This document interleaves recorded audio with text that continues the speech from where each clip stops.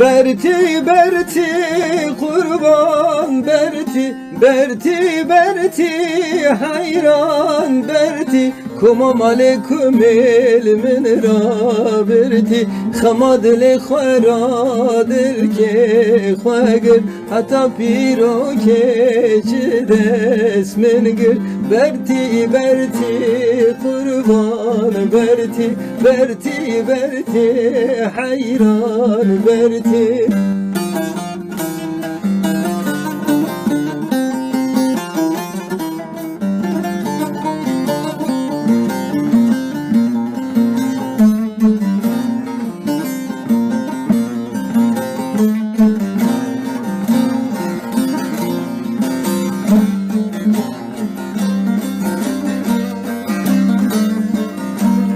Ava bira germa keli ava bira germa keli serpe ya bu Hazret Ali ez şum deslin gevi kali godle ve ma dünya vali berti berti kurban berti berti berti hayran berti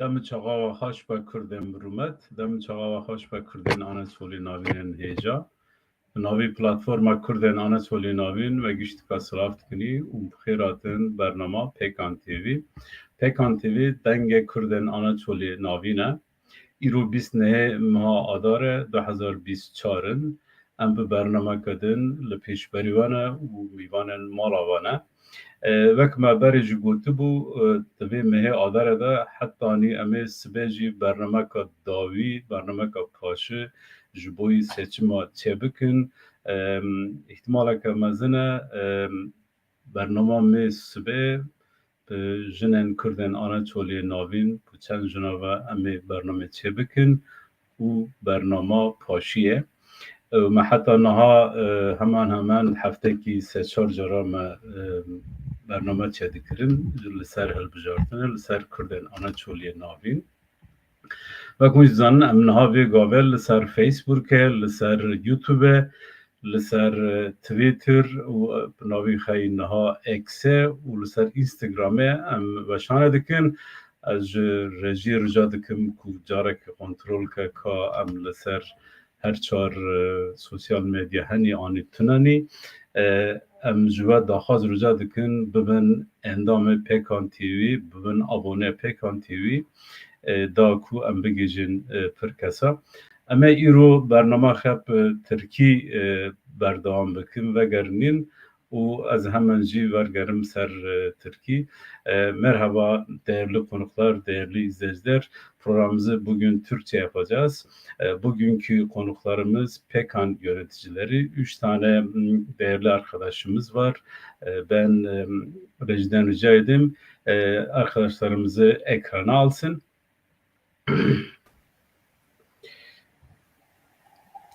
Merhaba Ali Fuat, hoş geldin Pekan yayınına. Merhaba Serçava, ben de bu vesileyle bizi izleyen arkadaşları tüm sizleri saygıyla selamlıyorum. Şevbaş. Ali Fuat Pekan eş başkanıdır. Bu dönem o görevi üstlendi. Kendisine tekrar hoş geldin diyoruz. Diğer bir konuğumuz Fehmi Başaran. Fehmi hoş geldiniz. Hoş bulduk. Merhaba Abdullah Ahmet. Ben de Pekan TV vesilesiyle geçen hafta biliyorsunuz bizim Nevroz bayramımızdı. Bu vesileyle Nevroz bayramımızı da kutluyorum. Tüm Türklere Nevroz bayramı kutlu olsun diyorum. Bugün bizi izleyecek olan tüm konuklarımıza da iyi akşamlar diyorum ben de. Teşekkür ederiz. Diğer bir konuğumuz Cengiz Bingöl. Cengiz Bingöl da PKK'nın kuruluşundan bu yana PKK içerisinde bulunan bir arkadaşımız. Bir özelliği daha var. Ben onu da kendisine bırakayım. Kendisini tanıtırsa seyircilerimiz ve bilmeyen arkadaşlar bilmiş olur. Buyurun Cengiz. Evet, ben de PKK izleyicileri ve tüm Orta Anadolu Kürtleri iyi akşamlar diliyorum. Ben kendim Kulu Burnal köylüyüm.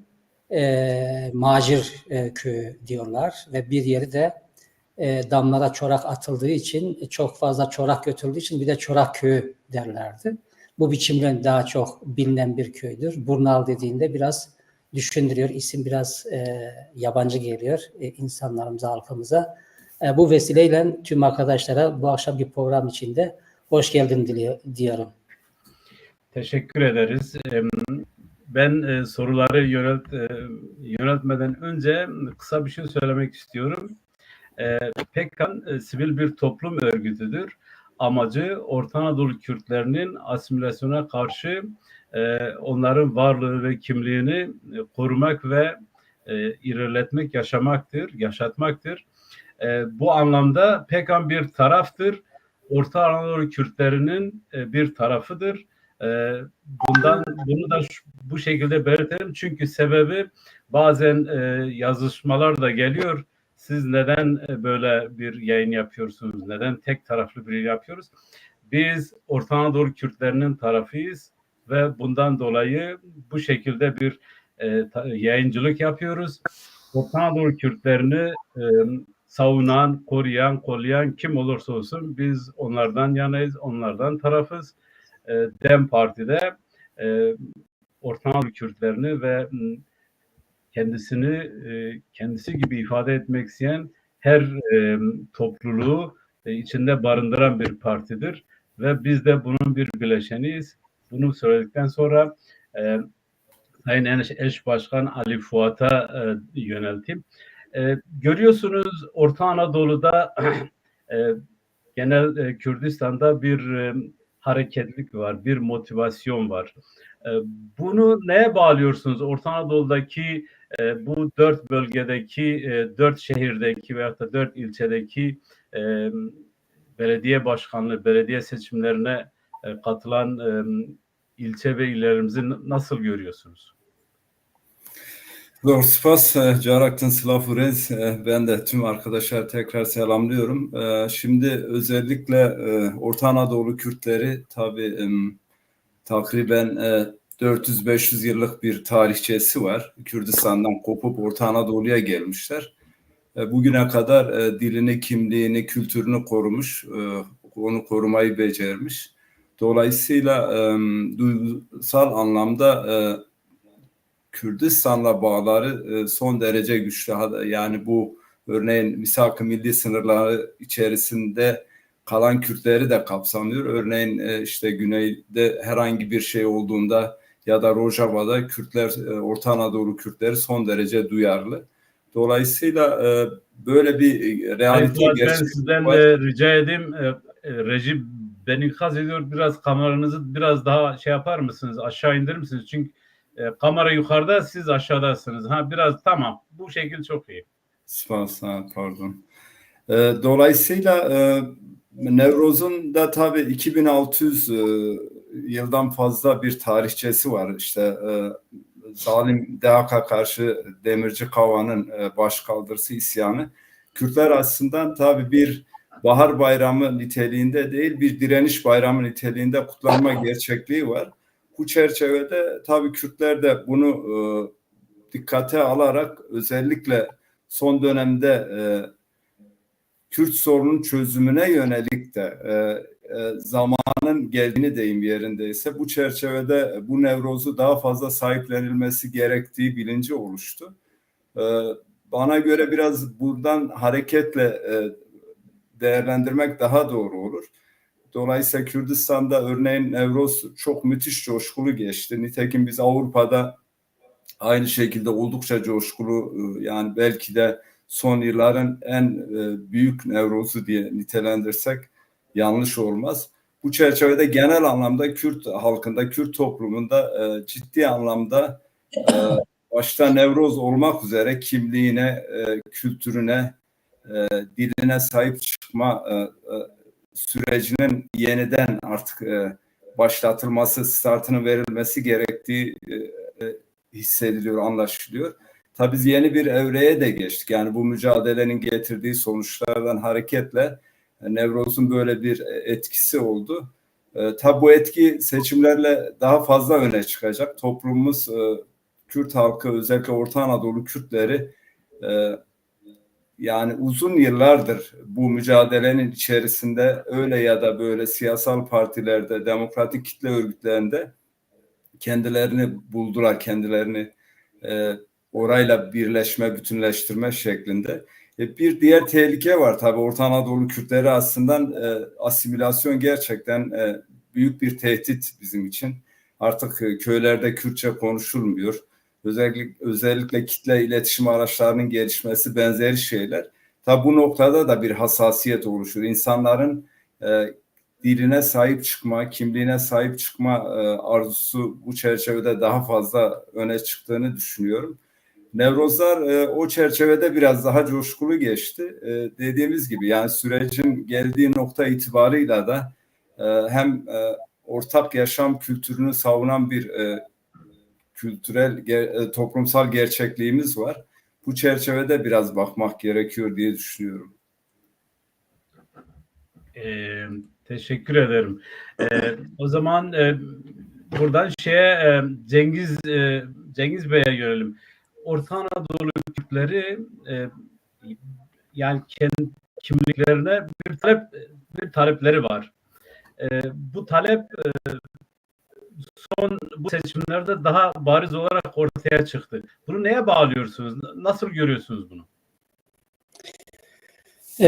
Evet, yani Orta Anadolu, özellikle Orta Anadolu Kürtleri geçmişten bugüne kadar yapmış olduğu siyasi ve politik duruşu çok ürkek, korku biçiminde kendisini var etti. Dolayısıyla mevcut Kürtlerin ulusal talepleri, dil talepleri, kültür talepleri beraberinde Orta Anadolu'da da böylesi bir ihtiyaç ortaya çıkarttı. Kürtler aslında Orta Anadolu'da kendi dilini kendi içerisinde çok yoğunca yaşamış, korumuş, bugüne kadar getirmiş. Fakat son süreçte bilim, tekniğin, işte internet gelişi beraberinde dilde daha çok hızlı bir şekilde asimilasyon ortaya çıktı. Dolayısıyla aynı zamanda bu gelişim beraberinde de aynı zamanda insanların daha fazla bilgiyi daha hızlı bir şekilde yararlanmasına sebep oldu. Bu nedenle de Kürtler, Orta Anadolu Kürtleri özellikle gençlik bu anlamda daha aktif, kendi kimliğine, diline, kültürüne sahip çıkma noktasında daha fazla bilinçlendiler. Özellikle bizim yaşlarımız feodal anlamda geçmiş biçimiyle kendi ana dillerini konuşuyorlar. Kendi ana dilleriyle birbirine hitap ediyorlar. Ama ulusal anlamda ise yetersizler. Bunu yine mevcut korku siyaseti bu insanlarımızı geçen yaşlı kesimi özellikle halen etkilemektedir. Ben bu konuda bir örnek vermek isterim. Bu hafta benim yakın bir köylümle bir telefon görüşmem oldu. Ve bu görüşme çerçevesinde daha fazla özelde işte Kulu ilçesindeki mevcut seçimle ilgili daha fazla konuşmamız oldu, sohbetimiz oldu ve bu sohbet içerisinde ben biraz daha siyasi bir dille anlatım içerisine girdiğimde lütfen sakin, lütfen bu konuyu kapatalım, Sadece kim kazanır, kim kaybeder üzerinde konuşalım. Komşular falan duyar falan. Belli ki halen insanlarımızda korku var. O korku halen geçmiş değil. Özellikle belli bir yaş üzerinde. Tabii gençliği bu kategoriye koymamak gerekiyor. Ama fakat mevcut ülkedeki ekonomik durum gençlerimizi özellikle Avrupa'ya sürüklüyor. O anlamıyla köylerimizde fazla gençlik kalmadı. Daha fazla yaşlı kesim kaldığından dolayı da bu konuda çok fazla gelişim de olmuyor. Gelişme de sağlayamıyoruz. Orta Anadolu Kürtleri özelde dil konusunda henüz dillerini yaşatıyorlar ama bunu kendi çıkarı doğrultusunda mevcut durumda kullanamıyor halen. Yani dil bizim önemli bir gerçekliğimiz, halkımızın önemli bir gerçekliği ama bunun yok oluşa doğru gidişinde çok fazla şey yapmıyoruz. Yani bu konuda rahatsız olmuyoruz özellikle bu yaşlı kesimi. Fakat mevcut durumda bizim dil konusunda gerçekliğimiz şu anda da Türkçe konuşuyoruz gerçi. Yani biz bu konuda yetersiziz ve bu yetersizlik devam ediyor. Yani ben çok şeyler söylenebilir ama ben bu konuda çok iyi bir hazırlık yapmadığım için çok fazla bir şey diyemeyeceğim. Ama konu program akışı içerisinde belki bu konuyu daha geniş açabiliriz. Tamam. Seyircilerden bizim Hamza Arıkan arkadaşımız diyor ki yayın donuyor. Hamza buradan herhangi böyle bir şey yok. Belki de sizin internet zayıftır veya da başka bir sorun vardır. Burada yayın akışı normal olarak devam ediyor. Onu belirteyim. Bir de sizden ricamız yayını paylaşıp çok kişiye ulaşmasını sağlayalım. Ben Fehmi Başaran'a dönüyorum. Fehmi bir şey var yani kimliğine ve kendine sahip çıkma bir motivasyonu gelişti Orta Anadolu Kürtleri içerisinde.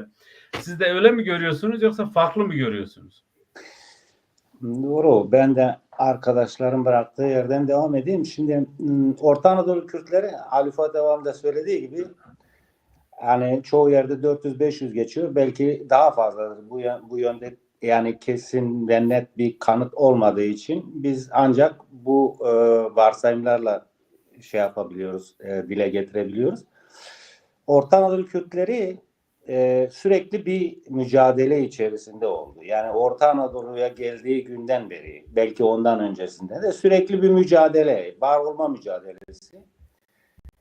Orta Anadolu'ya geldikten sonra kendilerine göre bir sosyoekonomik oluşum oluşturuyorlar. O Cumhuriyet'in ilanından sonra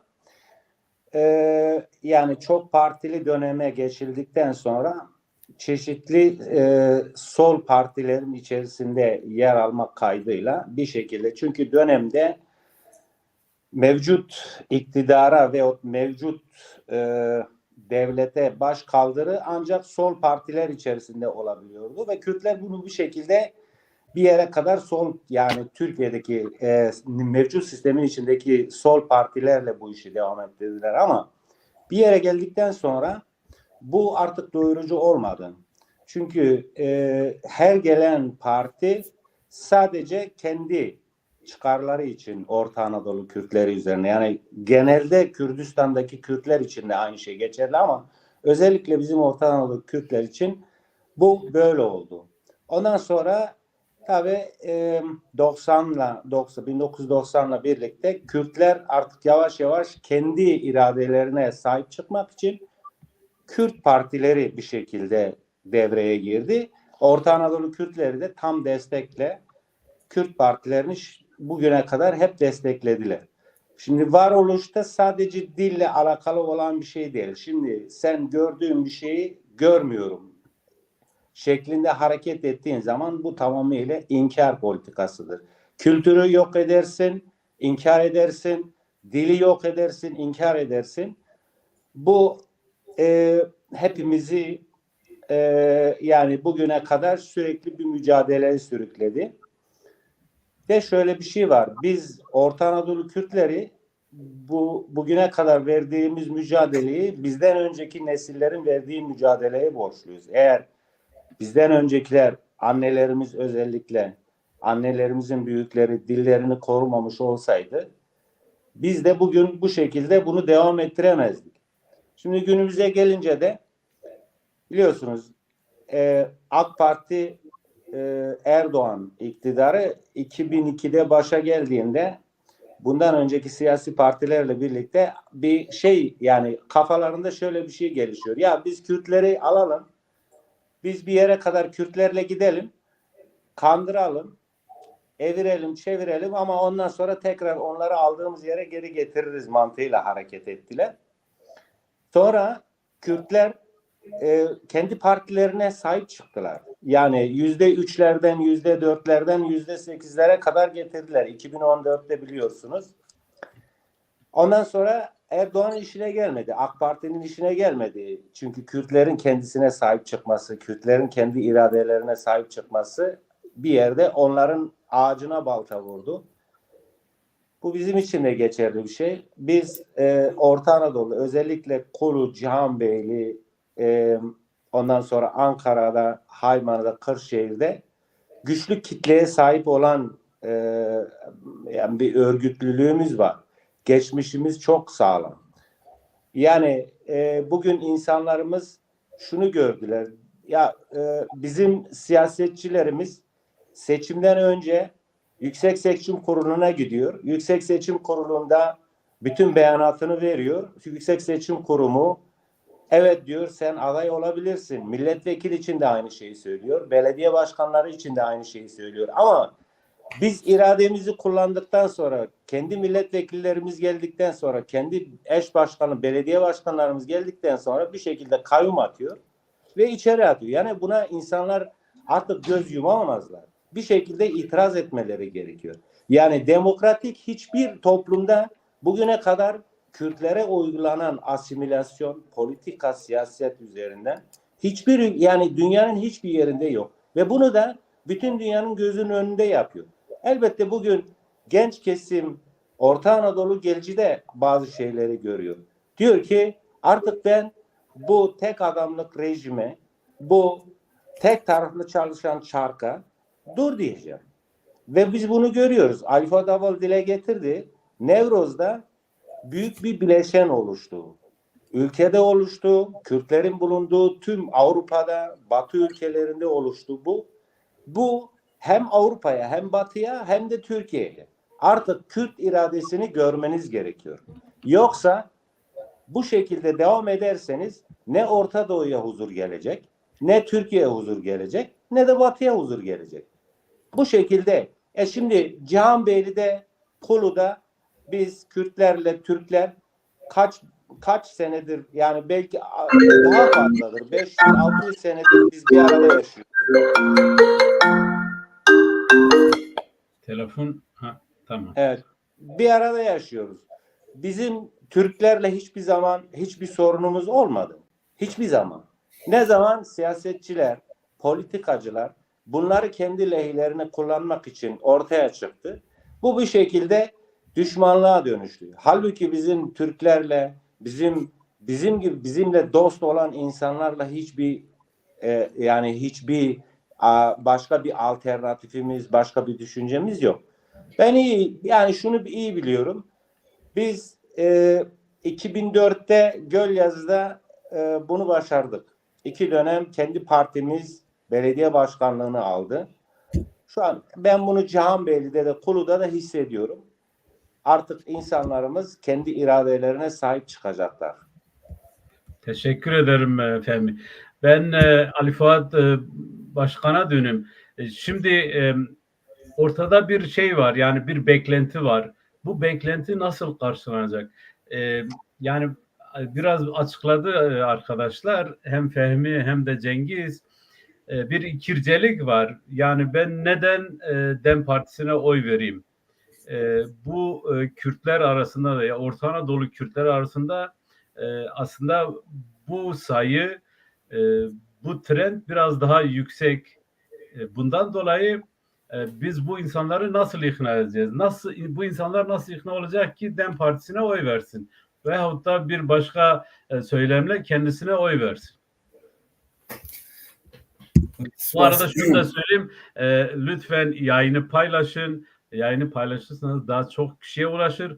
Bu arada Cihanbeyli'de bizim Cihanbeyli DEM'in bir etkinliği var. Herhalde bu etkinlik de bizi sayımızı biraz düşürüyor ama buna rağmen paylaşmanızı rica ediyoruz. Burhanettin Kılıçlı, Khirati, merhaba. Buyurun. Spas, yani Kulu'da da sanıyorum bir etkinlik var, bir toplantı var. Doğru, biraz belki yeterli kimseye ulaşamıyoruz ama ben şunu iyi biliyorum ki bizim toplumumuz, bizi izleyen arkadaşlar, özellikle bu çalışmaların merkezinde yer alan arkadaşlar, son derece meseleyi iyi kavrayan arkadaşlar. Tabii bizim DEM Parti'nin ya da siz açıkladınız demin girişte, PKN olarak biz Platforma Kürden Anadolu'ya Navin olarak zaten amaçlarımızdan birisi asimilasyon karşısında durmak. Tabi burada tek başına bu bile bizim DEM Parti'ye olan desteğimize esas olarak açıklamaya bir cevap şeklinde diye düşünüyorum. Tabi bizim yani özellikle Kürt Özgürlük Hareketi'nin son derece modern, demokratik, ekolojik, kadın özgürlükçü bir paradigması oluşmuş. Diğer tarafta sürekli işte bir tarafta mevcut sistemi, statükoyu savunan bir parti var. CHP geçmişe dönük işte sürekli Kemalizmden dem vuran, eskiyi özlemine arayan. Diğer tarafta yine AKP gibi esas olarak iktidara geldiği 2002 yılında demokratik değerleri savunan bir yaklaşım içerisine girerek ciddi anlamda toplumda teveccüh gördü. Ve Avrupa Birliği ile belli ilişkiler geliştirdi ve Türkiye ciddi anlamda o dönemde yol da kat etti. Fakat biz biliyoruz ki aslında buradaki amaç da aynı şekilde bir iktidarı ele geçirme, bir güç olabilme sevdasıydı. Nitekim bunu da esas olarak kısmen başardılar. Bunu da belirtmek gerekiyor. Ama diğer tarafta bizim yani Kürt Özgürlük Hareketi'nin oluşturduğu işte örneğin eş başkanlık sistemi kendi başına son derece demokratik, kadını toplumda özne olarak gören, toplumun yarısını teşkil eden tüm kurumlaşmalarını, partileri o çerçevede bir oluşuma giden anlayışa kavuşuyor. Onun dışında işte bizim kayyum öncesi belediyelerimiz vardı. Orada halkla ilişkileri, çalışmaları son derece açık, şeffaftı. En ufak bir yağma, talan söz konusu değildi. Dolayısıyla AKP'nin ya da işte CHP'de ondan çok farklı değil. Yani bunun alternatifi de değil. Toplumumuz bunu biraz bilmeli. Esas olarak biraz o yönlü insanlarımız işte duygusal, kendisine yakın, ailesel ya da tanıdık olması hasebiyle bir takım ilişkilerden hareketle CHP'nin ya da CHP'li adayın üzerinde duruyorlar. Esas olarak biraz vicdanlarını bu noktada herhalde vicdanlarına biraz rahatlatma mı diyelim, böyle bir yaklaşım içerisindeler. Bu doğru değil. Yani bizim özellikle DEM Parti çatısı altında toplanmamızın ya da ona destek vermemizin temelinde işte biz bu seçim çalışmalarında da görüyoruz. Yani bizdeki bu çalışma biçiminin dediğimiz gibi açık, şeffaf olması, yani belediyenin tabu yönlü elbette vaatleri var çalışmalarına yönelik. Onlar bunu defalarca anlattılar. Ama öz itibarıyla bizim bu söylediğimiz üçüncü yolu temsil etme adına DEM Parti'den bahsedebiliriz. DEM Parti'nin duruşundan, onun politikalarından, onun işte çevreci oluşundan. Mesela ciddi anlamda bölgemiz Cihanbeyli, Konya, Kulu, işte Kırşehir, Aksaray, hatta Kayseri'ye kadar gidilebilir. Ciddi bir ekolojik sorunla karşı karşıyayız. İşte yeraltı suları tükeniyor, ciddi anlamda bir kuraklık söz konusu. İşte üretim son derece düşmüş, temel işte gıda maddelerindeki buğday ekimi yapılamıyor, benzeri şeyler. Ama bir tarafta da işte bunların çözümünü hedeflemeyen işte AKP gibi sadece ranta dayalı, işte inşaata dayalı bir yapılaşma ki biz 6 Şubat depreminde gördük işte bundan yaklaşık 1,5 yıl önce korkunç bir felaket oldu. Yani resmi rakamlar 50 bin üzerinde ölüden bahsetti. Eğer işin özüne inerseniz 100 bine yakın bir ölü olayı ortaya çıktı. Mesela Marmara depremi olmuştu 97'de. Bugünkü iktidardaki parti Tayyip Erdoğan o zaman işte bunun bir çevre felaketinden öte bir şey olduğunu, yani burada bir rantın yağmanın olduğunu çeşitli defalarca ifade etti. Ama bugün bakıyorsun aynı şekilde oradaki yıkılan binaların %40'ı AKP'nin iktidara gelmesinden sonra, hatta şu anda İstanbul'da belediye başkanı seçimine yer alan Murat Kurum'un bizzat imar affı vererek adeta bu ölümleri onaylama gerçekliği var. Bunun alternatifi işte dediğimiz gibi, yani şeffaf belediyecilik dediğimiz, işte toplumun kendisi yönetmesi hedefi, yaklaşımı aslında kendi başına son derece önemli. Yani biz aslında toplumun, yani yerel yönetimler aslında demokrasinin işleyişi için son derece önemli merkezler. Bu çerçevede biraz bu yerel yönetimlerin güçlendirilmesi, mesela Avrupa Yerel Yönetimler Şartnamesi var. Merkezi hükümetten bağımsız hareket ediyor. Dolayısıyla kendi kaynaklarını kendisi yaratıyor. İşte ekonomik, kültürel, sanatsal faaliyetlerini kendisi yapıyor. Dolayısıyla mevcut belediyecilik anlayışında AKP'nin de CHP'nin de böyle bir tasarrufu çok fazla söz konusu olmadı. Elbette bir takım şeyler yaptıkları ifade edilebilir. Ama esas olarak burada bir rantı kapatma meselesi var. İşte ben mesela adayların profiline bakalım. Ben tanıdığım Cihanbeyli'de örneğin ismini de analım. Mehmet Kale son derece işte varlıklı ve varlığına ben inanıyorum zenginliğine zenginlik katmıştır. Yani çok fazla açığa çıkarılamadı. Çünkü belediye hala onların denetiminde, işte yargı onların denetiminde. Dolayısıyla böyle bir rant gibi görme anlayışı var. Yoksa bunun dışında bir amaçları falan yok. Toplumu böyle işte toplumdaki yaşam kalitesini artırma, işte toplumdaki refah geliştirme, toplumun ihtiyaçlarına cevap verme anlayışı kesinlikle söz konusu değil. Biraz bunları görmek gerekiyor. Bizdeki mesela bizim belediyeler işte kapı kapı arkadaşlar geziyor ve bunlara ilişkin düşüncelerini paylaşıyorlar. Yani toplumun esas olarak bir özne olması gerektiğini, toplumun kendisini yönetmesi biraz böyle yadırgatıcı oluyor. Biz bir yandan bir seçim yapıyoruz, bir yandan diyoruz ki toplumu bir güç haline getirme. Temel sorun da burada kilitli. Yani biz ne zaman toplumu güç haline getirebilirsek, taleplerini örgütlü şekilde dile getirirse sorunların çözümü de ancak öyle mümkün olur. Dolayısıyla Cihanbeyli'deki bir sorunu Cihanbeyli çözer. Cihanbeyli'deki belediyenin inisiyatifiyle oradaki halk çözer. Yoksa merkezden yönetmeyle bu sorun çözülmez. Yani bu hareketin temel özelliği biraz da buradan geliyor, ya da güç olmasının kaynağı da buradan geliyor. Yoksa bu kadar baskıya, bu kadar zulme, bu kadar işte yani dünyanın herhangi bir ülkesinde bu kadar baskı gören bir partinin işte yöneticilerinin, işte çalışmalar yürütenlerin, vekillerinin, belediye başkanlarının tutuklandığı ve buna rağmen bu partinin bu kadar güçlü olmasının kaynağında tam da bu var. Bunu yaşayan işte Ahmet'te, Hakkari'de, Botan'daki insanlar bunu gördüler, bu gerçekliği. Tabii bizim açımızdan belki Cihanbeyli seçimleri, Kulu seçimleri bu anlamda önemli. Yani genel olarak bizim mevcut durumda Türkiye'nin geldiği nokta son derece karanlığa doğru giden bir noktadayız. Belki bunun bunu ben biraz daha açmak isterim ama bilmiyorum burada. Biraz şey yapalım çünkü diğer arkadaşlara da şey gelsin. Arkadaşlar, ben Altılar'da yaşayan sıradan bir insanım. Beni ikna edin, ben DEM Partisi'ne oy vereyim. Şimdi güzel şeyler söylüyoruz ama oradaki insan bu bakış açısıyla bakmıyor.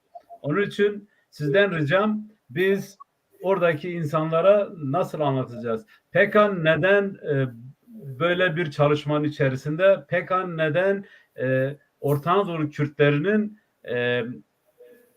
DEM Partisi'ne oy vermesini istiyor?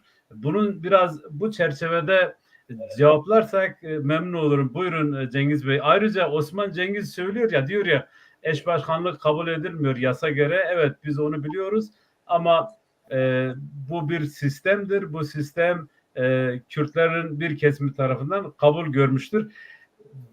Bunu da ekleyeyim. Sorularınızı lütfen sorun.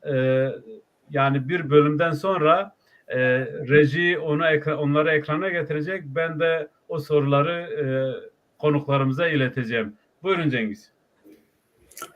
Evet, şimdi mevcut sistem özellikle İç Anadolu Kürtlerinin mevcut yaşadığı alanlarda yaşam hakkı tanımıyor. Bunu ekonomik, sosyal, kültürel, işte asimilasyon politikalarıyla, red ve inkar politikalarıyla bir biçimiyle insanların yaşadığı alanlarda yaşam alanı bırakmıyor. Bunu yapmış olduğu işte siyasetler, örneğin diyelim ki Kulu Cihanbeyli bölgesini sürekli ele alıyoruz. Özellikle Haymana, Kırşehir, işte Bağla, Şerefli Koçhisar, hiçbirisinin kaderi Kulu ve Cihanbeyli'nin farklı değil. Aşağı yukarı İç Anadolu'daki yaşayan yani sadece bunu yine aynı zamanda Kürtler adına değerlendirmemek gerekiyor. Oradaki yaşayan diğer halkların da kaderi aynı durumda. Nedir işte mevcut sistem Orta Anadolu'ya, bölgeye insanların yaşayabileceği, insanların hayatını kazanabileceği alanlar açmıyor. O yönlü istihdam geliştirmiyor.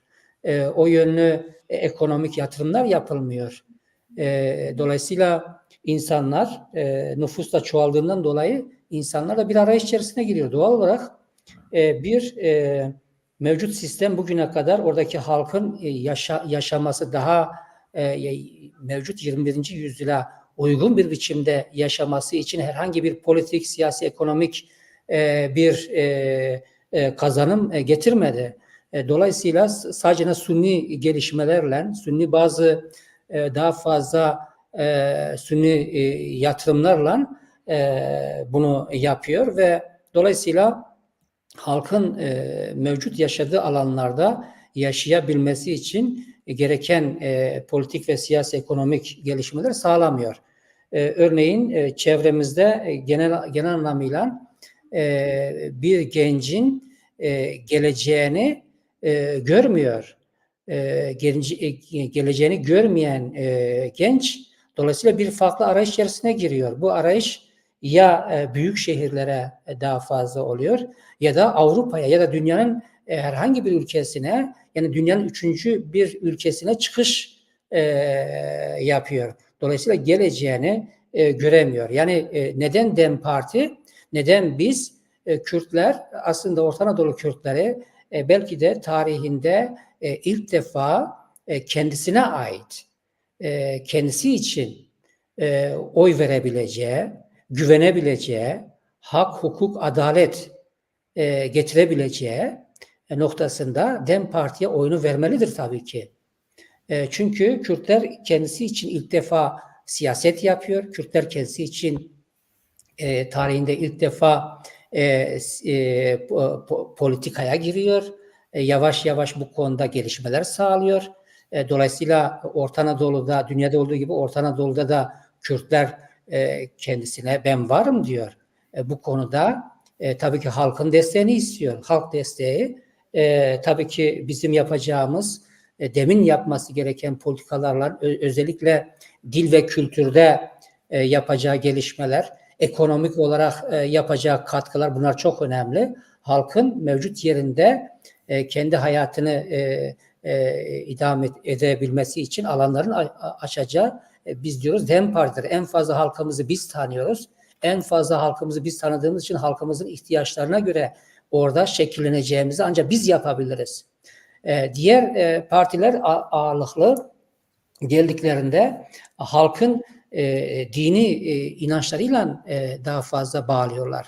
İnsanlar işte atıyorum bilgisiz, cahil olan toplumlarda bu çok fazla gelişkin. İşte AK Parti dini, İslami bir partidir. İşte diğer tarafta işte bizim oradaki bulunan diğer Türkiye'li, Türkmen arkadaşlar, insanlarımız işte Kürtlük üzerine ırkçılık yapıyor. MHP'yi daha fazla benimsiyor.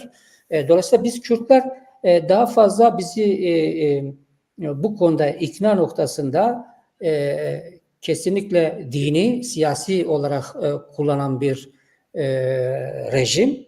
Bu rejimin arkasında kesinlikle bu yıllardır, yani yüzyıllardır tutan bir durum. Halkı dini duygularıyla sömüren ve onu dinle bir biçimiyle oylarını alan bir muhafazakar parti. Aynı zamanda yanına almış olduğu faşist ırkçı partilerle orada şey alıyor. Yani kazanım elde ediyorlar ve biz Kürtler yine aynı zamanda kendi içerimizde din üzerinden kandırılıyoruz ve başka partilere hizmet ediyoruz. Tam geçmişte diyebiliriz, biz bu konuda diyebiliriz, işte herhangi bu konuda bize ait olan bir partimiz yoktu. Bu konuda işte yetersizliklerimiz vardı. İşte inanç, güven şeylerimiz vardı. Yapamaz, kendisine olan özgüveni biten bir toplum, bir halkı tekrar var etme noktasında ulusal mücadelenin getirmiş olduğu bu kazanımlar aynı zamanda DEM Parti üzerinden halkımız artık diyebilmeli ki evet, DEM benim partim, bana ait, benim dilimle bana hitap ediyor, kültürüme hitap ediyor, bana hak, hukuk, adalet noktasında daha fazla beni koruyacak ve ekonomik olarak da beni burada en iyi bir biçimde güçlendirecek ve temsil edecek. Yani burada aslında sorunumuz temsiliyet sorunudur tabii. Dolayısıyla bunun üzerinde yoğunlaşırsak, halkımızı bu konularda daha fazla gerçekten kapı kapı gerekirse dolaşırsak, kendimizi ifade etme noktasında daha fazla korkmadan, çünkü birçok insanımız korkuyor, halen korkuyor. Oy verirken de korkuyor. Acaba ben deşifre olursam nasıl bir tepki alırım? Biz kendi halkımız, köylümüz, insanımız tarafından bu konuda horlanır durumdayız. Horlanıyoruz. Yani bir DEM Parti'ye oyunu verdi diye diğeri seni başka görüyor, başka şekilde görüyor ve dolayısıyla biz bunları kıracağız. Ben kırdığımıza inanıyorum. Eğer bu konularda biraz daha özverili, güçlü, daha fazla kendimizi bu konuda ikna edersek kesinlikle DEM Parti özelde Kulu ve Cihan Bey'de başarmaması için hiçbir neden yoktur. Teşekkür ederiz. Sayın Fehmi, yani biraz böyle düşünelim. Siz Gölyazı'dasınız. Gölyazı'daki insanlardan oy isteyeceksiniz. Yani bu şekliyle. Başka şekliyle olunca yani kırmızı deniyor, yani kımke serveyi fare onu rahat dantkine. Biraz bunu şey yaparsak, bu çerçevede bir açılım yaparsak belki daha faydalı olacağımızı düşünüyorum. Buyurun. Rasta. Ya rasta gotnete rasta. Halka kitaplar beki ya ti Avrupa'yı mala te germen ona te germen te jammer çıkarttı ki rasta ete. Yani ben şöyle söyleyeyim. Cihan Beyli yüz ölçümü, coğrafik olarak yüz ölçümü Türkiye'nin en büyük ilçesi. Yani bir zamanlar tarımda yani hiç eksilmeyen bir getirisi vardı. Ama ne yazık ki son 20-30 senede yanlış politikalar bizim ilçemizde de çiftçiliği bir şekilde bitirdi. İnsanları sadece tüketen bir toplum haline getirdi. Üreten toplumdan tüketen toplumu haline getirdi. Bu da bizim köylerimizde yaşayan, ilçemizde yaşayan insanları, o insanlar çiftçiyken, o insanlar tarımla bir şekilde uğraşırken ülkeyi terk etmek zorunda kaldılar. Yani başarabilenler, becerebilenler oradan çıkıp gidip başka bir yerde hayatlarına devam ettiriyor. Ama bu bizden sonraki nesilleri bitirecek. Bizim buna engel olmamız gerekiyor. Şimdi ben basit bir şey söyleyeyim. Niye DEM Partisi'ne oy versin? Şimdi DEM sorgulanabilen bir parti. Çünkü DEM'in kendi başına, yani DEM'deki eş başkanların kendi başına karar verebilecekleri bir durumları yok. Neden? Çünkü şeffaf particilik sorgulanabilecek bir anlayış getirir. Beraberinde de sorgulayabilen bir toplum getirir. Bakın bizler Avrupa'nın çeşitli bölgelerinde, çeşitli yerlerinde yaşayan insanlarız. Bizler her sene on binlerce insan Türkiye'ye, özellikle bizim bölgeye gidip orada izinlerini bir şekilde geçiriyorlar. Bakın beraberinde gelir, beraberinde getiri geliyor yani döviz. Bu dövizin sadece, hepsini demiyorum, sadece belli bir kısmını halka dönüş mahiyetinde, yani geçerli projelerle hayata geçirilirse, Cihanbeyli'nin, hani Erdoğan diyor ya, yani işte belediyelerle merkezi yönetim aynı şekilde olmak zorunda, yoksa hizmet gelmez. Değil. Bakın iddialı konuşmayalım ama iddialı da konuşalım. Getirsinler. Demokratik bir seçim yapılsın. DEM Partisi Cihanbeyli'de, Kulu'da kazansın. Ondan sonra ben inanıyorum devletin kapısına bile bir gün gitmeyecek. Ben en basitinden söylüyorum. Biz PKK olarak DEM'i destekliyoruz. Neden? Çünkü DEM biziz. DEM'i var eden Kürt halkıdır. Bizler de PKK olarak diyoruz ki eğer DEM Cihanbeyli'de kazanırsa biz de Avrupa'da elimizden gelen ne varsa yaparız. Ne yaparız? Sivil toplum kuruluşlarını harekete geçiririz. İletişime geçeriz. Kardeş şehircilik, kardeş ilçe projelerini geliştiririz. Yani biz bunları yaparız. Ama yeter ki insanlarımız kendilerine güvensinler. Tekrarlıyorum. Sadece Avrupa'dan gelen dövizin belli bir kısmı değerlendirilse devlete bile gidilmeyecek. Ama burada şöyle bir şey var. İnsanlarımızda bir korku atmosferi gelişti. Doğrudur. Bir korku atmosferi var. Neden? Çünkü seçim meydanlarında mevcut iktidar ve iktidarın getirdiği belediye başkanları Mehmet Kale gibi, devlet, yani halktan toplanan vergilerle kendilerine verilen kendilerine mikrofon veriliyor. Masalar kuruluyor. Halktan verilen vergilerle ve o insanlar kendilerine Kürt diye, kendilerine bizden diye oy verdikleri insanlara küfrediyorlar. Böyle bir anlayış oluştu. Böyle bir şey yok. Yani Mehmet Kale'nin bu şekilde insanların karşısına çıkıp insanlara küfür etmesi arkasındaki devlet gücünün getirmiş olduğu bir şey. Bizim özellikle Orta Anadolu'daki Kürtlerin, Cihanbeyli'deki, Kulu'daki Kürtlerin buna dur demesi gerekiyor. Bir başka örnek söyleyeyim. Bakın 2021'de yanlış hatırlamıyorsam Konya'da Kars'tan gelen bir Kürt ailesi, Dedeoğlu ailesiydi yanlış hatırlamıyorsam. Bu aileden 7 kişi sadece Kürt oldukları için kendi Türk komşuları tarafından katledildi. Bunu meclis gündemine götüren tek parti o zaman HDP'ydi. Bugünkü ismiyle DEM. Tek parti DEM'di. Peki ben DEM Partisi'ne oy vermeyeceğimi de kime vereceğim?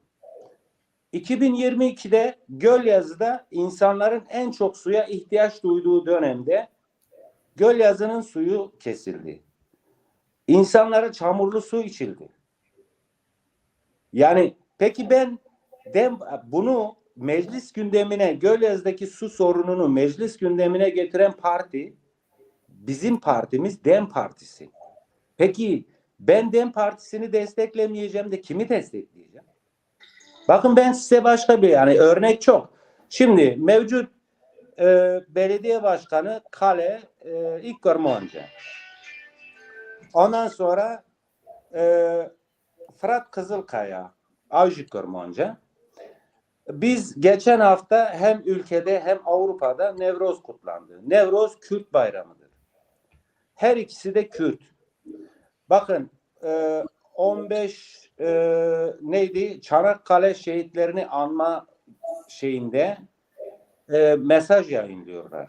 Hem Fırat Kızılkaya hem de Mehmet Kale kendi sosyal medyalarından. Peki Nevroz, yani bir Nevroz'u kutlamak veyahut bir Nevroz mesajı yayınlamak bu kadar korku mu veriyor yani? Ya cesaretleri varsa böyle bir şey göstersinler. Bakın bundan 1-2 ay önce Gölyazı'da bir tane kaza oldu. Bizim ne yazık ki 2 tane insanımız o kazada can verdi. Evet, kazadır. İnsanın başına gelir. Normaldir. Hepimiz yaşıyoruz bunları. Ama bazı kazalarda belediyelerin, devletin almadığı önlemlerden ötürü oluyor. Bilmiyorum içinizden Gölyazı'ya gelen var mı bilmiyorum ama ben bundan 3 sene önceydi. Ben bir gittim. İnanın şarampoller resmen, şarampol değil resmen yani çukur. Peki öyle ufak bir kazada böyle bir şeyin gelişmesi ne? Yani ölüme sebep oluyor. Peki bunun önlemi alınmıyor mu? Alınmıyor. Çünkü kimsenin umurunda değil. Başka bir şey daha söyleyeyim. Toparlarsan beraberinde. Şimdi şöyle bir şey söyleyeyim. Gölyazı'da bizim eskiden belediyemiz vardı. Devletin getirmiş olduğu kanunla birlikte bizim belediyemiz kaldırıldı. Bizde ambulansımız da vardı, hastanemiz de vardı, 2 tane eczanemiz vardı, 2 tane doktorumuz vardı. İnanın insanlarımız, ne yazık ki gençler Avrupa'ya geldiği için bu insanlar doktora gidebilmek için, faturasını ödeyebilmek için devletin almış olduğu karardan ötürü her sabah kalkıp gidip Cihanbeyli'de bu işini görmek zorunda kalıyor. Ve ambulanslar elinden alındı. Bizim belediyemize ait bizim Avrupa'daki insanlarımızın bir araya gelip almış olduğu araç gereçler bir şekilde Cihanbeyli Belediyesi'ne hibe edildi. Yani böyle bir şey olabilir mi? Bir insan can havliyle çabalaşırken bir ambulans 40-45 dakikada gelebiliyor ancak. O da gelebilirse. Belki o insanın kurtarılma şansı var. Peki bunların hepsine insanlar bunların hepsini görmeyecek mi? Bizim insanlarımız bunu görüyor. Ben inanıyorum. Bu AK Parti diktatörlüğü bir şekilde bizim insanlarımız tarafından defnedilecektir yani. Ben buna inanıyorum. O havayı seziyorum yani. Teşekkür ederiz. Bu arada sorular da geliyor. Sizden ricamız eğer varsa sorularınız yazın. Biz konuklarımıza soracağız. Programda paylaşmanızı rica ediyoruz. Rejiden rica edeyim eğer o belirlediğin soruları ekrana getirirsen Osman Cengiz eş başkanlık TC yasasında kabul edilmiyor. O zaman eş başkanlık yönetimine ne kadar inisiyatif alabilir diyor. Böyle bir soru var. Bir tanesini de alalım. Birkaç tanesini alalım Reji. Mervan Dayan sizce DEM Parti Cihanbeyli Kulu'yu alır mı? Kazanma ihtimalleri yüksek mi diyor. Osman Cengiz gene demiş Cihanbeyli halkın çoğu Avrupa'da evlerin hepsi boş. Malum seçim zamanı dışarıdan gelip ikamet etmezler mi? Etmezler mi demek istedi. Ali Fuat Başkan buyurun. Hem bu sorular hem de onunla beraber şimdi yani bariz 2 tane ilçemiz var. İkisinin de belediye başkanları AKP'den ve ikisi de yolsuzlukların yani bu bizim söylediğimiz bir şey değil. Resmi açıklamalar var. Yolsuzluklar ayyuka çıktı. Buna rağmen yani bu nasıl oluyor da teveccüh ediliyor? Bu iktidar partisinin mi? Bu bir korku politikası mı?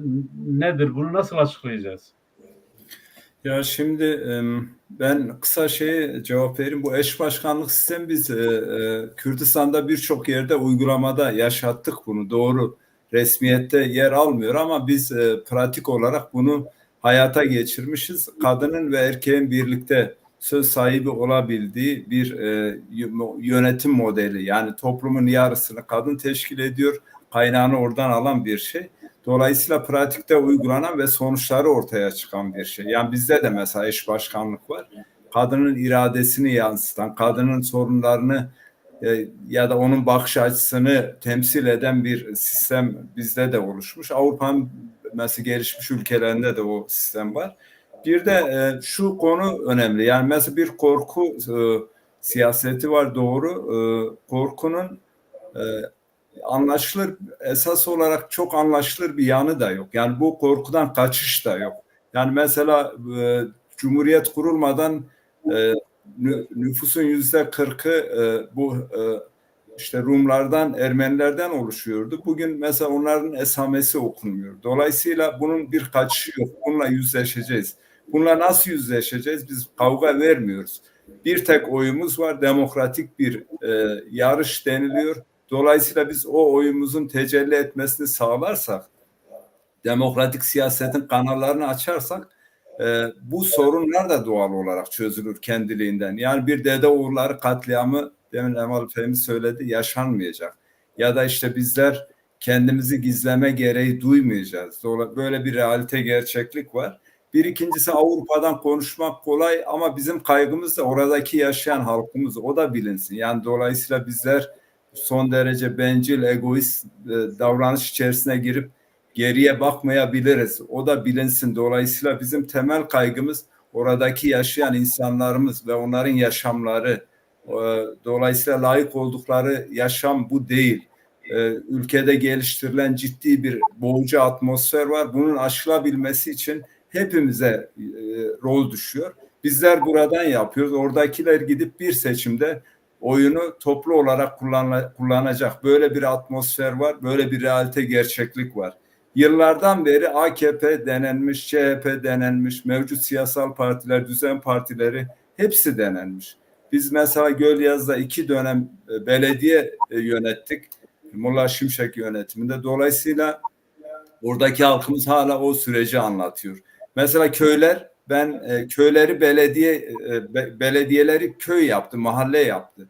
Dolayısıyla yerel yönetimin, demokratik yönetimin kanallarını kapatıyor. Halkımız özellikle mutlaka kendisini örgütlemeli. Yani bir güce kavuşacaksa, bu sorunlara çözüm bulacaksa bunlardan başka çözüm yok. Yani enflasyon sorunu var, işsizlik sorunu var, konut sorunu var, sağlık sorunu var, eğitim sorunu var. Şimdi bunlar belediyenin işleri kısmen ama birçoğu da belediyenin işleri değil. Biz eğer ki Konya'dan, Kulu'dan, Cihanbeyli'den 2 belediyeyi örneğin kazansak, yüksek bir oy potansiyeline kavuşsak, biz Türkiye'deki demokrasi mücadelesine de katkı sunacağız. Sistemi yönetenler gelip bizle uzlaşma yolları arayacaklar. Yani bir Cihanbeyli seçimini Cihanbeyli seçimi olarak görmemek gerekiyor. Son derece önemli, hayati. Bir ikincisi, örneğin belediyelerin kooperatifleşme yapabilme şansları var. Mesela Cihanbeyli Belediyesi işte atıyorum tarım havzası Konya. Orada tarıma yönelik işte bir takım kooperatifler kurulabilir. Bir makarna fabrikası kurulur, peynir fabrikası ve biz buradan platform olarak da, yani biz 7 ülkede örgütlüyüz. 5 ülkede çok geniş bir örgütlülük ağımız var. Biz buradan onun da sözünü verelim. Yani halkımız bunu da bilmeli ki eğer ki DEM Partisi'nin Kulu'da ve Cihanbeyli'de kazanması halinde biz de gücümüzü o belediyelerle birleştirerek oradaki işsizliktir, işte benzeri şeylere çözüm bulabiliriz diye düşünüyorum. Bilmiyorum, başka soru Ben var. vardı rejiden rica edin bir soru bir soru daha alalım. Biz bu soruyu okumuştuk. Kazanma ihtimali yüksek olması. Ben bir Ahmet şey diyor söyleyeyim ki mi Evvel Ahmet bu konuda? buyurun. Yani biz kazanmaya çok yakınız. Aslında geçen dönemde de Cihanbeyli'de böyle az bir oyla kaybettik. Dolayısıyla insanlarımız kendilerine bu şansı mutlaka tanımalılar. Yani herhangi bir örneğin Mehmet Kale biliniyor. Yani AKP'de çok bizim toplumumuzun birçoğu da biliyor. Ama arada böyle Fırat Kızılkaya'nın çıkmasıyla birlikte bizim kısmen bazı kesimler tarafından dillendiriliyor. Yani Kızılkaya'ya destek verelim şeklinde. Bizim duyumlarımız bunlar. Biz biliyoruz halkımızın birçoğu, ezici çoğunluğu çok itibar etmiyor ama o itibar edenlere de şunu hatırlatmak gerekiyor. Yani biz Eylül Yaylacı'yı, Hasan Ateş'i başkan yapma, mevki sahibi yapma telaşında değiliz. Demokratik siyasetin kanallarını açmak için böyle bir çabanın içerisine giriyoruz. Dolayısıyla herhangi birisinin mevki makam hırsına dayalı olarak kimse buna alet olmamalı. Özellikle son 2 güne giriyoruz. İnsanlarımızın vicdanını bir daha sorgulasınlar.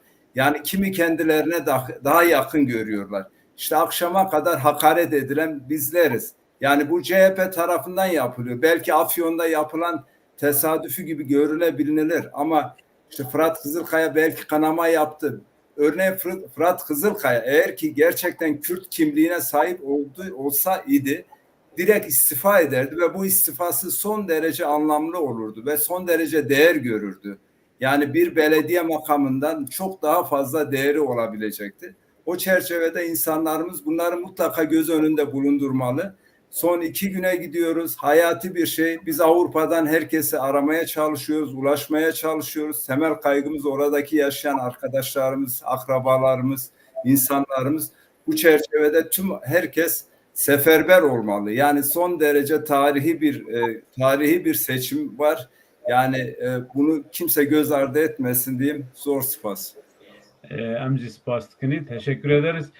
Rejiden ricam Çiğ Agır'ın bu şeyini de evet bunu okuduktan sonra onu alalım.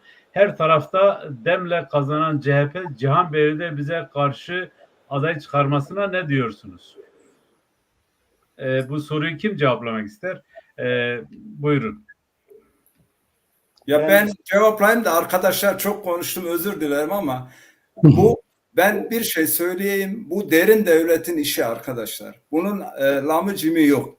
Yani tüm adaylar Kürt, Mehmet Kale başta olmak üzere yeniden Mehmet Kale seçildi. Aday olarak AKP Kürt kimliği sözüm ona nedeniyle. Fırat Kızılkaya da bu anlayışa hizmet ediyor. Kesinlikle halkımız bunu iyi bilebilmeli. Dediğimiz gibi tarihsel bir süreç yaşıyoruz. Biz mutlaka kazanacağız. Şiarıyla çıkıyoruz. Gençlerimiz ilk defa Cihanbeyli'de ve Kul'da büyük bir coşku var. Ben arkadaşların sözlerine çok fazla kesmeyeyim. Dolayısıyla söz hakkı onların olsun. Spas. Tamam. Teşekkür ederiz. Çiğ Agır'ın bu son mesajını da alayım. Kak Yusuf Tübkhirati merhaba. Çiğ Agır diyor ki ma gale Kürt maf nadayı jinen Kürt. Yani me hak nadayı jinen Kürt. Kaz nek vargerinim Kürdiye ev ki Anadolu navin. Jinen Kürt barkıdan akha buna maftar. Kürt kadını kendi mücadelesiyle hak sahibi olmuş. Hun rujandın. Bu xunaxa navenxa li ser pêlên dîrokê cîhanê nivîsandin jin jiyan azadî yaneyî qola ew ketike axar seletike hinek ez weng bêm min gî wernegeran Hacı Mehmet Bozdağ Slavri ji vir da yurt dışındaki arkadaşlar seçime motive olabilmiş mi diye bir sorum var. Ez vê jî Fehmî bipirsim kerem ke Fehmî. Ya yani سپاس از یا سوری تاج علیفات پرس کری از جواب کن جمع توینی کی منو ممت خاله منو فرات خزر خیا توینی کی حتی دنگز نو شیر او نو عشیر yani تنو ماذا او بنجی هنه دولتی ونه ونا شکلی که تثبیت که کی اسرای خوات در اورت تخه فکر دوام کن Buyurun ma kutve ha. Şöyle bir şey var. Biz Avrupa'da elbette Ali Fuat'ın da dediği gibi yani biz fiziken burada olsak da gözümüz kulağımız orada. Yani beynimiz orada. Sadece seçim atmosferiyle alakalı olan bir şey değil. Bizler yani kendi ana vatanlarında, yurt dışında yaşayan insanlarız. Özlem hiçbir zaman bitmez. Tabii buna seçim de bir şekilde, çünkü seçimler bizde farklı geçer. Seçime de bizim DEM Parti gibi bir yani geçmişi, kökleri sağlam olan bir partimiz var. Elbette bunun içinde biz buradan da mücadele veriyoruz. Bundan önce mesela bundan bir ay önce Eylül Hanım zannedersem Danimarka'ya geldi. Burada sivil toplum kuruluşlarıyla iletişimler yapıldı. Sözler verildiğini hatta biliyorum kendisi dile getirmişti. Şimdi biz yurtta yani ülkedeki bütün insanlarımıza bir şekilde sandık başına gidip kendi iradelerine sahip çıkmalarını bekliyoruz. Avrupa'dan bir şekilde Türkiye'de oy kullanma şartları uygulanan insanlara da her zaman biz buradan söylüyoruz. Kendi kanalımızdan da, sosyal medya hesaplarımızdan da gidip kendi iradelerine sahip çıkmalarını istiyoruz. Bu şekilde gitmek isteyen varsa olur ya, belki ekonomik açıdan şartları uygun değilse her türlü bizim kanallarımızla, her türlü bizim kurumumuzla da iletişime geçsinler. Bir şekilde biz her şekilde yardımcı oluruz. Yani o konuda örgütlülüğümüz son derece iyi.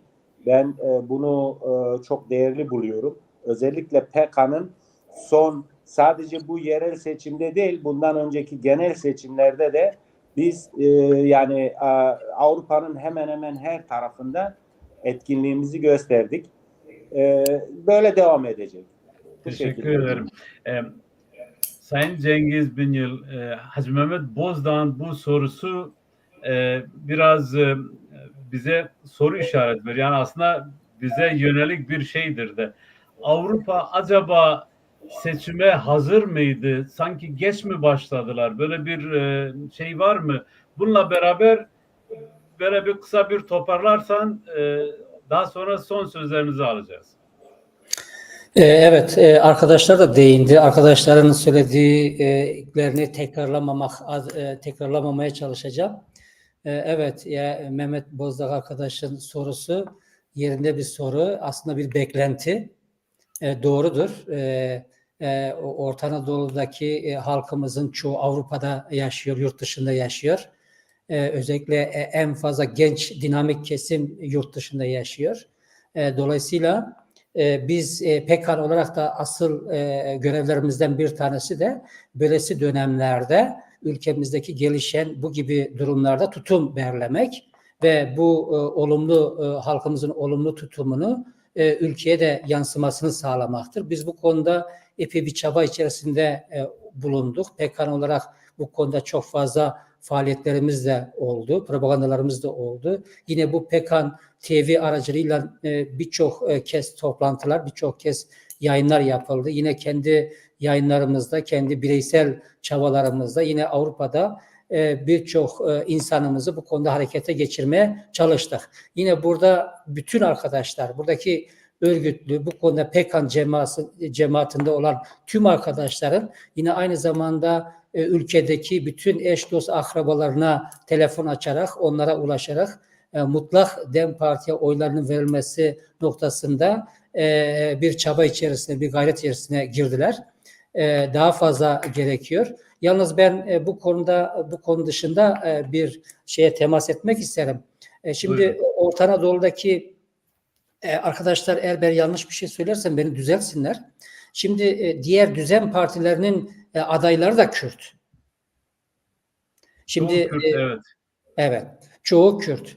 Dolayısıyla burada aslında bir sorun var. Yani şimdi Kürtlerin bir deyimi var. Yani kurume darej darine ve dar puşna ve. Evet. Yani ağacın kurdu ağaçta olmasa ağaç çürümez misali var. Dolayısıyla bizim aslında kurduğumuz kendi içimizde. Halbuki bizi bu konuda çok fazla zorlayan yok. Ama ne var?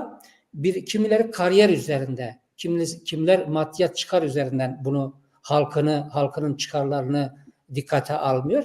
Bu da çok üzücü bir durum tabii. Biz bu konuda belki naif, çok humanist davranıyoruz. Humanist beklentilerimiz de var ama bu gayet insani bir bekleyiştir diye düşünüyorum.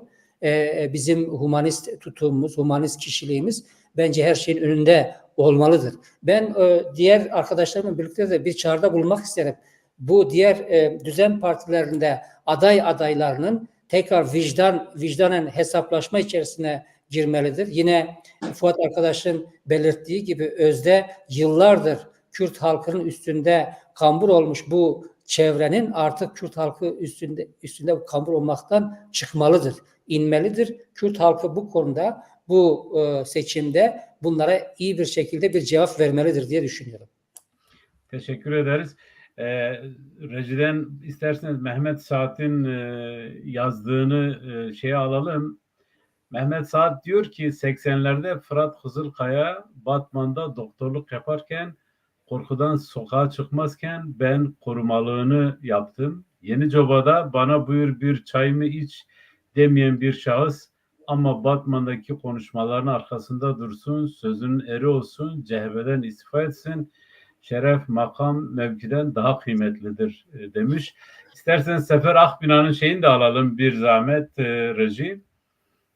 Sefer Akbina diyor ki, Sefer Akbina Kırpınar'a seçim tarihsel bir dönem olarak nitelendiriliyor. Cihanbeyli'de 3 Kürt adayıyla iletişim mesela bir birlik olabilir miydi diye sormuş. Yani zannedersem bu girişim olmuş mudur, olmaz mıdır bilmiyorum ama bilmiyorum. Buna bir cevap verecek misiniz Ali Fuat?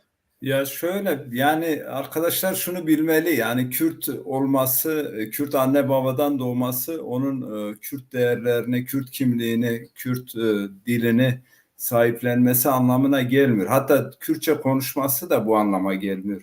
Dolayısıyla biz yani Cumhuriyet kurulduğundan beri bir haksızlığa uğramışız. Yani mesela diller Allah'ın ayetlerindendir diyor Kur'an-ı Kerim'de. Şimdi bize karşı en dindar olduğunu iddia eden dinci parti mesela bu yaklaşımın sahibi. Eğer ki bunlar bu konuda net bir tavır sahibi olsalardı mesela Mehmet Kale orada olmazdı. Açık söyleyelim. Dolayısıyla arkadaşlarımız bunların bu Kürt olmasından kaynaklı bunlara Kürdi bir yaklaşım içerisine girmemeli. Fırat Kızılkaya ile ilgili de arkadaşlar yazıyor ya da paylaşılıyor. Biz ne dedik? Belki de Cihanbeyli tarihi boyunca en onurlu bir sayfa ile anılacak bir tarihsel süreç yaşıyoruz. Eğer biz bu süreci lehimize çevirirsek ve örneğin ben inanmıyorum ama örneğin Fırat Kızılkaya yarın dese ki ben bu çağrıları dikkate alıyorum. Dolayısıyla yarın çekiliyorum. Demin bir arkadaş Batman'dan yazmıştı. Mevki ve makamdan daha onurlu, daha şerefli diye şeklinde.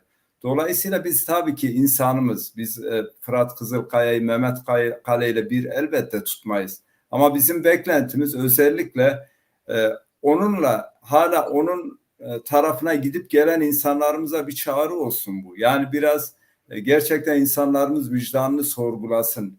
Yani biz demokratik bir Türkiye'nin yaratılmasının yolunun Cihanbeyli'den, Kulu'dan ya da buna benzer küçük yerlerden, batıdan geçtiğini bilmeliyiz. Bu çok ciddi bir mesaj olacak. Dolayısıyla bizim çabamız, yoğunlaşmamızın bütün kaynağında bu var. Yoksa bizim Eylül Yaylacı başkan olsun, bizim orada çıkarımız olacak ya da toplumun belli bir kesiminin çıkarı olacak. Böyle bir hesabımız, kitabımız yok. Biz oradaki Türk insanlarıyla da ortak yaşamayı savunuyoruz. İç içe geçmişiz. Hani deyim yerindeyse kız alıp vermişiz. Ama bizim burada demokratik bir toplum, demokratik bir ülke yaratabilmek için Cihanbeyli ve Kulu seçimleri son derece hayati. İnsanlarımız mutlaka bunu bilince çıkarmalı. Bu seçimlerin bir Cihanbeyli Belediyesi'nden, bir Kulu Belediyesi'nden daha öte bir anlam taşıdığını, Türkiye'deki demokratikleşmeye hizmet edeceğini, işte yarın Rojava'ya saldırıların önüne geçeceğini, işte Güney Kürdistan'a müdahalenin önüne geçeceğinin bilinciyle hareket etmeliler ve en önemlisi kendileri yani biz iyi biliyoruz. Cihanbeyli'nin halkı, Kulu'nun halkı bu konuda son derece duyarlı, son derece ahlaklı, vicdanlı, nereye oy vereceğini de biliyor. Ama şunu da bilirim, yani çok oyunlar çevriliyor. İşte seçim sandıklarının güvenliği, para olayı, benzeri şeyler konuşuluyor. İnsanlarımız bu noktada biraz daha duyarlı olmalı. Bizler de Avrupa'dan elimizden geleni yapmaya çalışıyoruz. Ama ne yapsak elbette eksik kalıyor. Yani biz burada işte arkadaşlar bahsetti. Televizyonda seçim çalışmaları yaptık. İşte adayların belirlenme sürecinde genel merkezle biz de ilişkiye geçtik. Oradaki aday profillerine yönelik, yani böyle şey olmadık yani, son derece katılımcı demokrasi, yani o noktada DEM Parti'ye de gerçekten saygı duymak gerekiyor. Yani toplumdaki işte kanaat önderleri, sivil toplum örgütlerini bir bütün esas alarak dinledi, ona göre hareket etti. Ve mevcut adaylar seçildi. Dolayısıyla eksik olsa, yetersizlik olsa bunlar artık üzerinde konuşacağımız, tartışılacağımız konular değil. Biz seçime gidiyoruz, 2 gün sonra oylarımızı vereceğiz. Her bir insanımız vicdanına danışarak oyunu vermeli. Elbette kimsenin iradesine ipotek koyma gibi bir şeyimiz yok. Ama ortada somut veriler var. Bu çerçevede mutlaka biz arkadaşlarımızın, halkımızın oyunu kullanmasını, DEM Parti'ye oy vermesini ve oy vermeyi sağlamasını diliyoruz. Ayrıca Fehmi arkadaş buradan bir çağrı yaptı. Ben de yineleyeyim. Eğer ki gitmek isteyen olursa oy kullanmak, ki biz bunun çalışmasını aslında yürüttük. Elimize listeler gelmişti. İnsanlarımızı oraya seferber etmeye. Belki o noktada biraz atıl kaldık, doğrudur, yetersiz kaldık. Ama bir kez daha çağrı yapalım.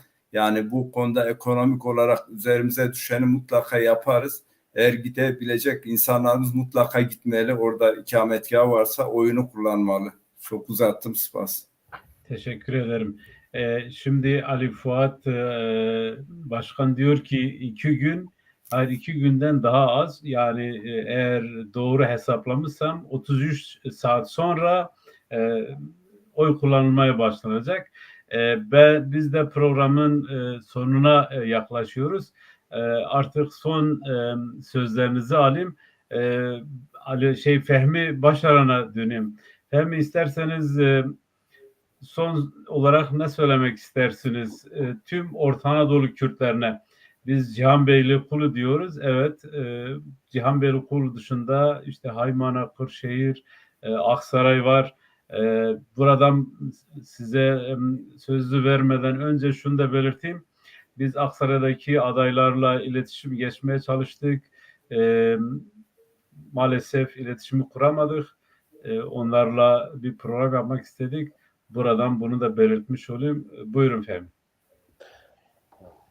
Evet, dediğin doğru Ahmet Aval. Yani biliyorsun biz şu anda sadece Cihanbeyli ve Kulu da odaklanmış durumdayız ama Haymana'daki arkadaşlarla zannedersem bir program yapmıştın ve Kırşehir'deki arkadaşlarla da bir program yapılmıştı.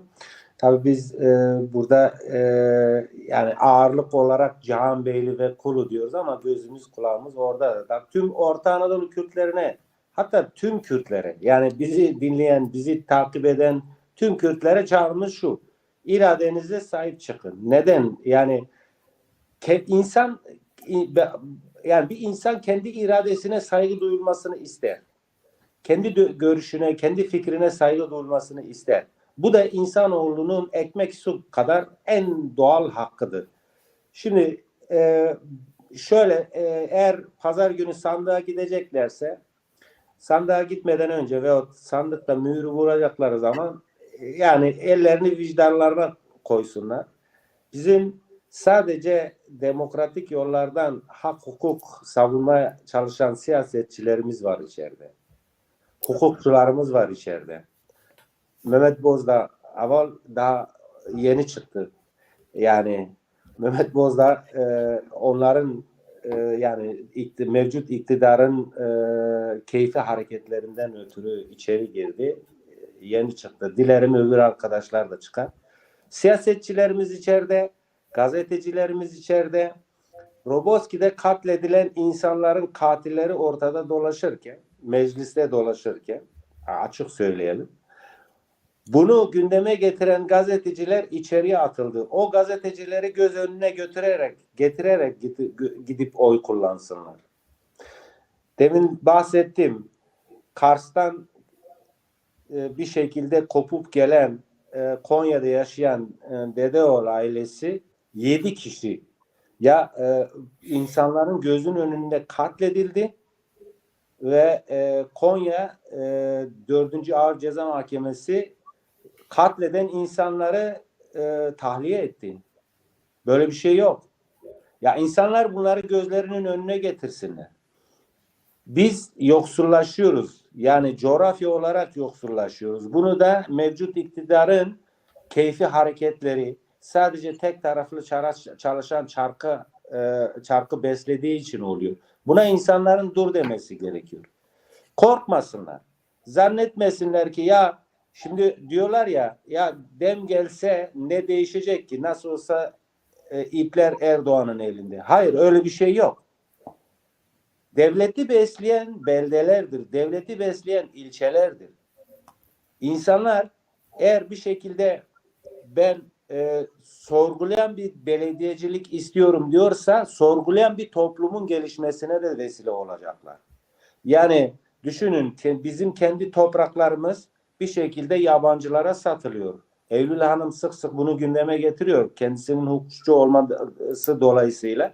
Şimdi topraklarımız Katarlılara ve o başka yabancılara satılıyor. Bunun önüne geçilmesi gerekiyor. Şeffaf belediyecilik istiyorsanız bu tür ihalelerin insanların gözünün önünde yapılmasını istiyorsanız mevcut iktidara, mevcut belediye başkanına hayır diyeceksiniz. Kendi iradenize sahip çıkın. Sorgulayabileceğiniz, kapısını rahatlıkla çalabileceğiniz, rahatlıkla yani içeri çıkıp gireceğiniz bir belediyecilik istiyorsanız dem diyeceksiniz. Bu kadar basit. Ederim. Teşekkür ederim Sayın Fehmi. Sayın Cengiz, son sözlerinizi alayım. Böyle bir mesaj olsun ki Orta Anadolu Kürtleri neden DEM Partisi'ne oy versin? Evet arkadaşlar genel şeyi çizdiler. Ben de çok fazla uzatmadan tüm halkımıza başarılar diliyorum. Özelde yine çok fazla arkadaşlar deyini tekrara girmemek adına özellikle kendi köyüm olan Burnal halkının bu dönemde Kulu'ya, DEM Parti'ye güç vereceğine ve oyunu DEM'e vermesi için aşağı yukarı 1 saat 22 dakikadır tüm arkadaşlarla konuşuruz bu konuda. Görüş belirttik. Tüm bu nedenlerden dolayı halkımızın DEM'e oyunu vermesi gerektiğini düşünüyorum. Tüm halkımıza başarılar diliyorum. İyi akşamlar. Teşekkür ederiz. Evet, bir programın daha sonuna geldik. Buradan tekrarlamak istiyorum. Yarın 3 kadın arkadaşla son kez seçim bir programı yapacağız. Onun afişini bu gece veya da yarın sabah yayınlarız. Burada yayınımızın sonuna geldik. Arkadaşlar çok söyledi. Ben tekrarlamak istemiyorum ama gene de tekrarlayayım. Ben de Kürtçe tekrarlayayım. Yani جوه دخواست کن که اون رای خب خدن اون چما رای خب خدن اون جبوی که ام 500 سالن هاتنا آنادولی ناوین هین ناوی مجی نیبله هین کسی ناوی مجی نوی سعی که هبون آما تایید به هبون آما قبول به رای خب خدن رای خب پارتی دمدن و بمینند خوشی دا ایوارا و خوش به